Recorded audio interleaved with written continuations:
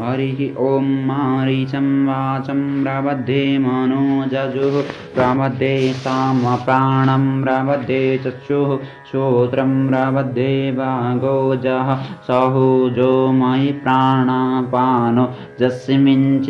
चक्षुको हृदयस्य मनसो वाति तृणं बृहस्पतिं मे तद्धातु सन्नो भवतु भुवनस्य जस्पतिः कयान चित्र आभुवदूति सदा वृदः सखा कया सचिष्टया वृथा कस्त्वा सत्यो मदानां मगुंहिष्ठो मन्दसः त्रिडाचिदारुजे वसु अभिखुणः सखेनामभिता चरित्रिणां शतं भवास्यो देवीः कया त्वन्न ऊत्य विभ्रमन्दसे बृहन्न कया स्तोत्रिभ्य आभर इन्द्रो विश्वस्य राजते सन्नो अस्तु दीपते सञ्चतुष्पदे सन्नो मित्रः संवरुणः सन्नो भवतृज्यं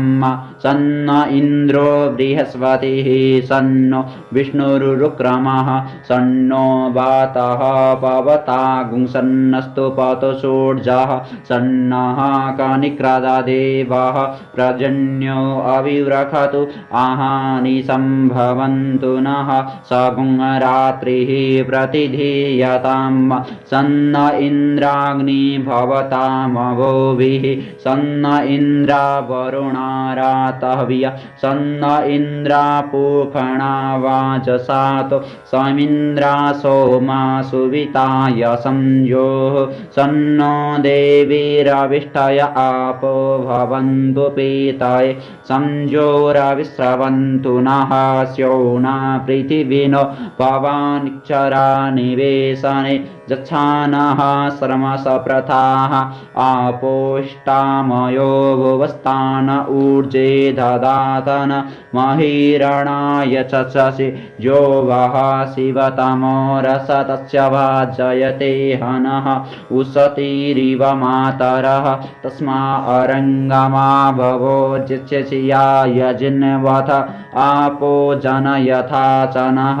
योः शान्तिरन्तरिक्षगुं शान्तिः पृथिवी शान्तिरापः शान्तिरोषधयः शान्तिः वनस्पतयः शान्तिर्विश्वै देवाः शान्तिर्ब्रह्म शान्तिः सर्वगुं शान्तिः शान्तिरेव शान्तिः सामा शान्तिरेधि इत्रेद्रे गुंहमा मित्रस्य मा चक्षुषा सर्वाणि भूतानि समीक्ष्यन्ताम् मित्रस्य चक्षुषा सर्वाणि भूतानि समीक्षे मित्रस्य चक्षुषा समीक्ष्यामहे तित्रेद्रे गुंहमा जोक्ते सन्दृश्य जीव्या संजोक्ते सन्दृश्य जीव्या सम्मा नमस्ते हरसे शोचिखे नमस्ते अस्तुरुचिखे अन्यास्ते अस्मभवन्तो हेतयः पावको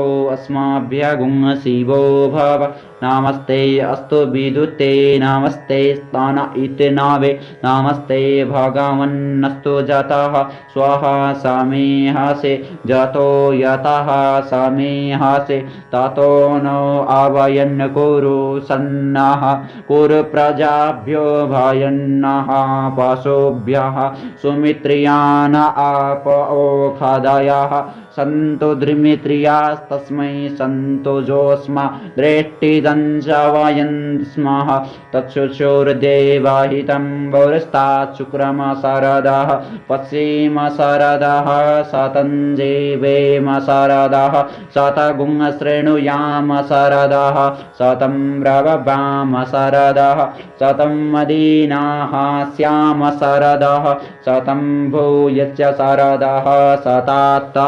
हरिः ॐ।